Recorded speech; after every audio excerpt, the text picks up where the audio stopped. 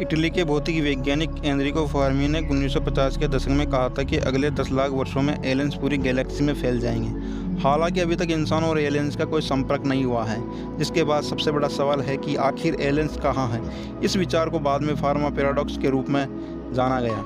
इसने कई वैज्ञानिक और विशेषज्ञों को यह सोचने पर मजबूर कर दिया है कि मनुष्य अभी तक एलियंस तक क्यों नहीं पहुंच सके। लेकिन दो खगोल जीवन वैज्ञानिकों ने एक नए सिद्धांत से इस प्रश्न का उत्तर देने का प्रयास किया। अगर उनकी थ्योरी को माने तो हम हैरान हो जाएंगे कि एलियंस इंसानों से ज़्यादा समझदार हैं। एक स्टडी के मुताबिक एलियन सभ्यताओं को आगे बढ़ाने से वही कारण रोक सकते हैं जो मानव सभ्यताओं को रोकते हैं। वैज्ञानिकों का तर्क है कि मनुष्यों की ही तरह एलियन सभ्यता भी तेजी से बढ़ती है और ख़त्म होती है। इसी कारण वह अपनी सीमाओं से परे खोज करने की क्षमता विकसित करने में सक्षम नहीं है। अतीत में भी कई इंसानी सभ्यताएं इस प्रक्रिया से गुजरी हैं। स्टडी में कहा गया है कि धरती पर कई इंसानी सभ्यता रही और एक समय बाद वो पूरी तरह खत्म हो गई, जैसे रोमन साम्राज्य और प्राचीन मिस्र की सभ्यता।